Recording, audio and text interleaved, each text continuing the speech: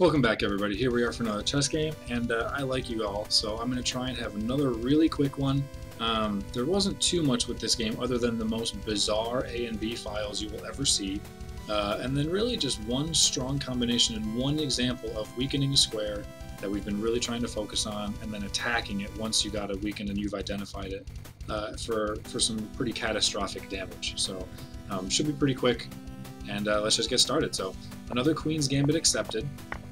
And this time, instead of a fianchetto, it's okay. Well, that's not really any better. I'm just gonna push it away once again, take my pawn now, and then he solidifies his knight at least a little bit, and it gives me some time to now defend, further my own development. He wants to block off this square from combination, so I'm not attacking his queen, which is fine. It's a little quiet, a little passive, so that gives me some time to do what I want. And I figure, you know, if you're gonna make a quiet passive move, I'll make a quiet passive move. Not that castling is bad. I have a habit of castling late because I'm trying to constantly push, and keep the aggression up. That I feel like castling, I'm accepting the fact to sit back and then start playing tactics from there. But I guess I just felt like let's castle early this game. I don't know, I just did. I love how I'm always having to like talk myself out of castling or convincing myself that it's okay to castle late or that it's not bad to castle early. I don't know, it's weird. Castling and me have a bad history, so. Anyway, he jumps the horse to attack my bishop, but I just run it away, no big deal. Develops his other horse. Alright, fine, I'll develop my horse too. He attacks it for the pin, but I'm okay with that. I take it back, there's no pin here, my king is gone. But he does attack it. There's not going to be a double pawn, because this pawn's already gone. There's not a pin, so I don't really care. I'm going to totally ignore it. If he does want to make that trade, I'm okay with it, and then I'm going to have 3 pawns connected in the middle instead of just 2 pawns connected in the middle, so I'm totally happy with that. Plus it would free up a square for my dark square bishop. So I'm going to totally ignore his threat, and I'm going to throw my a4 pawn out there. Computers love throwing the h4 and the a4 pawn, don't they? So maybe this will be a time that they like it, right? Because it's going to put me 1 square away from going after this knight, who doesn't really have anywhere happy to go. When a bishop is 3 squares away from a knight, it really blocks off everywhere that they want to go. Granted, there's not a square over here, but you can at least imagine where it would be. So it's really strong to be able to do that. So if I can chase it away somewhere, he also can't run into these squares. He could run over to here, but then he's blocking in 2 of his own pieces, which is also fantastic. So I tried. I mean, it's a little cheeky, but, you know, sometimes cheeky works. He does accept the trade. Fine by me. I like these pawns. I like this extra space. And he realizes that his knight is about to get stuck, so he runs it away now before I even push. Instead of... Oops. I mean, he could just push himself as well, and then I can't do anything about it. But he chose to run it away too, so that's totally fine. But now that this pawn is gone and his dark squared bishop is gone, I'm going to capitalize on all of these weak dark squares by preventing him from castling. So he'll have to run his knight away again to be able to castle at that point, but then it would still at least pin it to a rook, so there's something. And it would just be more turns where he's doing nothing but knights jumping all over the place. So he jumps his knight around again to attack said annoying bishop, and I run said annoying bishop back. Knights on the edge are very bad. You want knights to be in the middle of the board where they can use all of their jumping points for the maximum number of squares possible for them to go to. So as long as they're in sort of mostly the middle, sort of like the middle plus, because obviously this is the middle. So if knights are anywhere in these squares, they have their most number of moves possible, which is pretty strong. Knights on the edge, they kind of suck. They have half the number of moves of a knight in the middle. So, and usually 2 of them are backward and therefore not very productive. Makes it kind of tough for them to play the game very effectively. So that's fine. If he wants to put knights on the wall, I can put bishops on the wall, and sure, that's an advantage to me. He continues to keep jumping the knight. What is going on here? What is going on here? He's attacking that pawn. My queen's got it guarded for now. So, however, he is also combining. He's trying to make his own combination squares to go after this annoying bishop that's preventing his castling. So I'm like, aha, I see what you're doing. I'm going to defend this guy, and I'm going to defend this square by jumping my knight over here And now you can't do that because now I've got two pieces targeting the square, so you can't even utilize it. So ha! Unfortunately, I can't account for that bishop. Why? I'm so stupid. I did not mean to have... I didn't even see that for a freaking 14 turns. I didn't even realize we had the arrows going out. My bad. Somehow I totally missed that. But it's whatever, it's fine. Unfortunately, there's nothing I can do about his bishop. At this point now, he's got 2 pieces on here, and I've got 2 pieces on there. Or only 1 piece on there.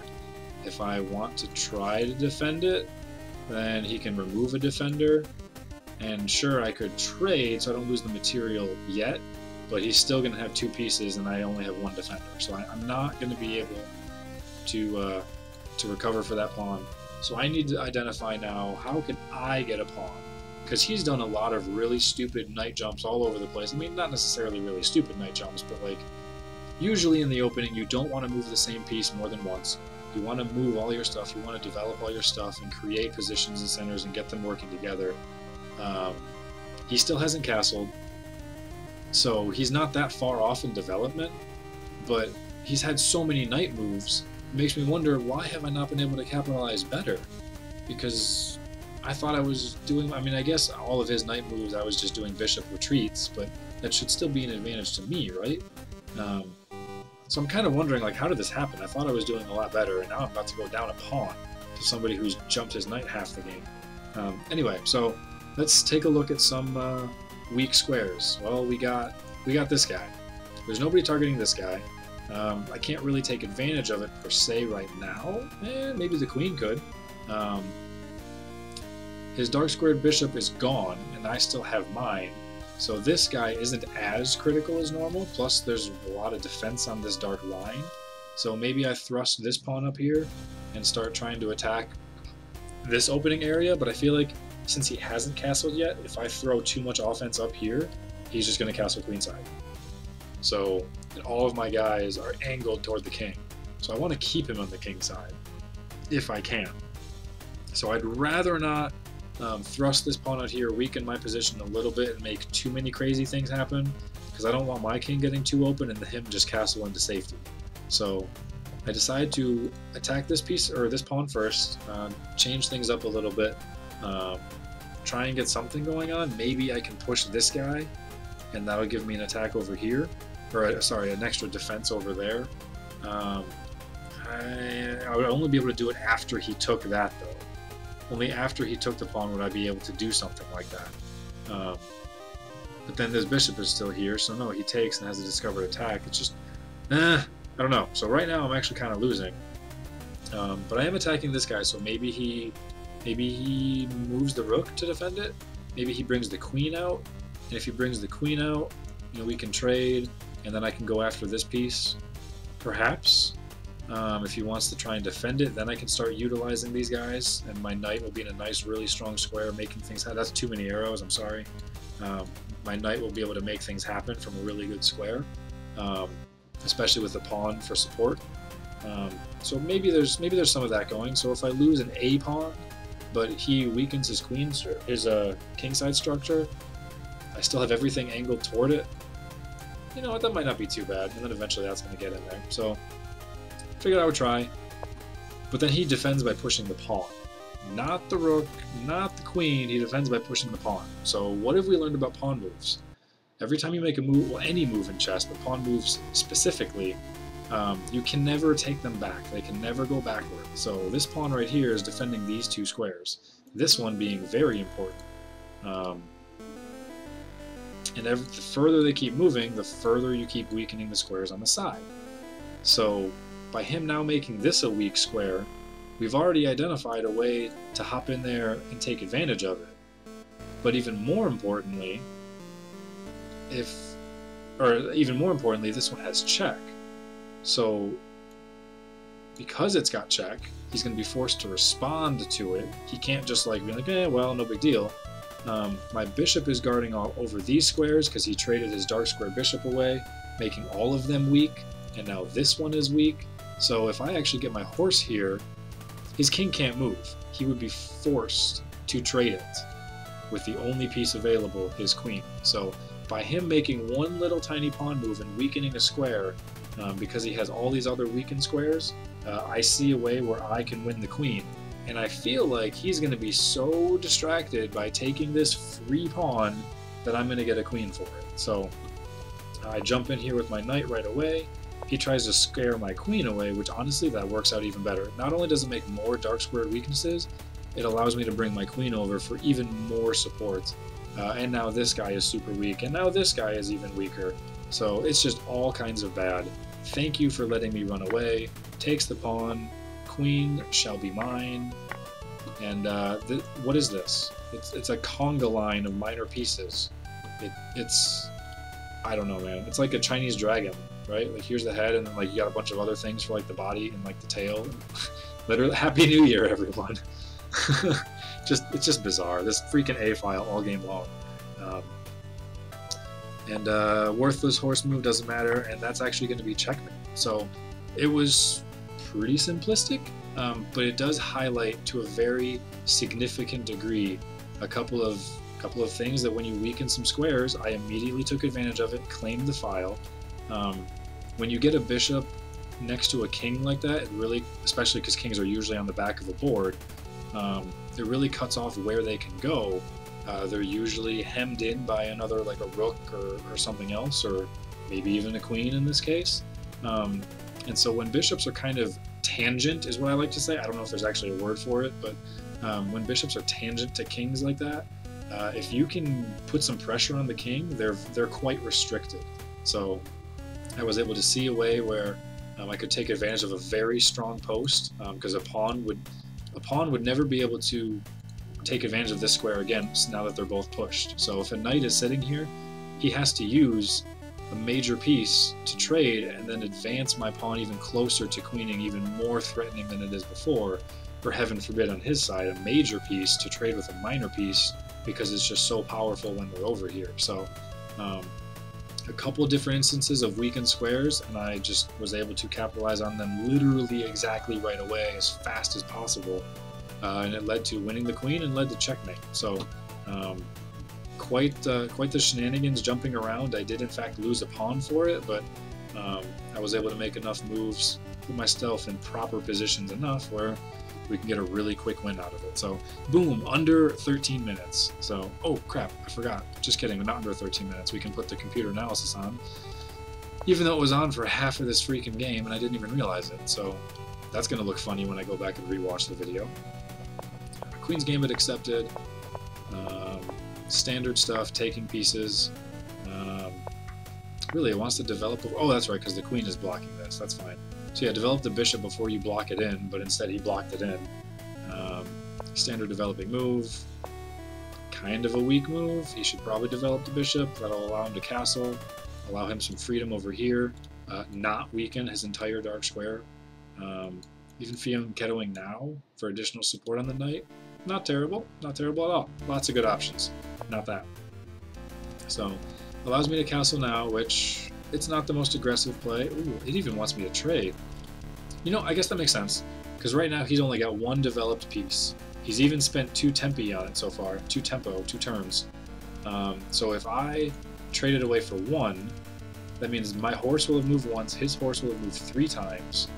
It'll free up this square for me, and I'll have a really strong pawn diag trio going on. I don't know, I tried to combine diagonal and trio in the same word. It doesn't work that way. So that's actually a good move to do right now.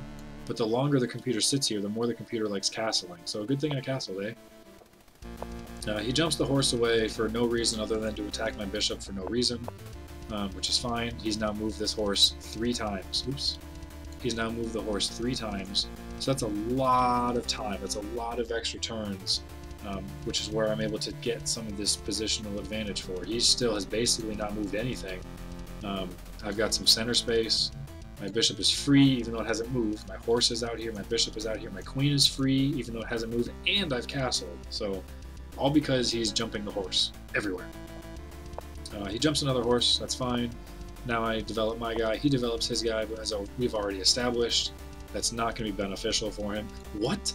The one time the computer doesn't like A4 or H4? Really? The one time you don't like it? You want me to develop my bishop? The bishop that helped lead me to victory, you want me to put it here? when I'm one turn away from starting the process of winning the game. I guess obviously the computer doesn't expect that something like that will take place, but that's fine. So I like my a4 move, and that allowed me all sorts of action that I needed. Immediately took advantage of the first available opportunity that I could. He probably could have castled here. No, because if he castles now, then I'm just going to push, and his knight is in deep trouble. Well, he would just have to run back there, so that's fine. So he doesn't really have the time to push this or run the knight away if he wanted to castle. So he really should have just castled immediately. But he didn't, he jumped the knight.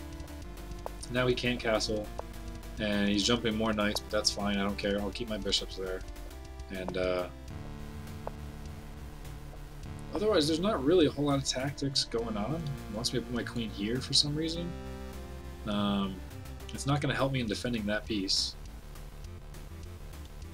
What is it like? Like me pushing this pawn, but why? Why is it like me pushing this pawn? I guess so I can push it again? But he's taking it with this guy. I guess I just don't understand what the computer is seeing. I guess if I go here, then I'm attacking a lot of different pieces. I can start to really push down. I don't know. I'm not quite sure. I like what I did. Hold on, where were we? There we were. I like what I did instead of moving the queen. I like dropping the horse down here and freeing the queen up. Yeah, see, it does like pushing. It doesn't hate the queen really all the way into the corner. What's it doing there? It's not doing anything there. Oh, now it doesn't like the queen at all. It likes the bishop. But it likes this most. So, yeah, his queen really should come out. Because if we trade, it does open this up a little bit for weakness on him, but he's probably just going to castle queenside at this point anyway. So maybe that benefits him. I'm probably going to have to trade this guy off, and that'll be open into my zone, I suppose. But I still have opportunity with my knight to win this pawn back. This is still a very strong square, so I think it would end up working out okay. He wants me to run away now. I don't want his queen on my king like that, but whatever, that's fine. He didn't do it, he did that, and immediately you can see the game is, okay, white should probably win this, to GG, no re... Oh, that just makes it even worse. That just makes it even worse. Holy crap. The game knows you're in deep shit, you're gonna lose, but now 25 points ahead. That's madness. 27 points, 30 points ahead. Checkmate in 9, even with best play, checkmate in 9, that's funny. Cool. Well, I didn't need checkmate in 9, I needed checkmate in 1. This horse move was 8 points worth of bad, or 8 turns worth of bad moves all in one. So anyway, guys, that'll do it for this video. Under 20 minutes. Hopefully you enjoyed. Not really a whole lot going on other than just wanting to identify how to capitalize on a couple of weak squares when you have a bishop around a king. And I guess I like the fact that I was able to even force one to happen. Granted, I expected his rook to move over is what I was thinking. I'm not sure I really anticipated the queen, because I just figured, we'll trade queens, whatever. So the fact that, yeah, I had a little bit of help, but that's not my fault, I suppose. So hopefully you guys enjoyed this video, and I will catch you later for the next ones. Take it easy, everybody. Peace.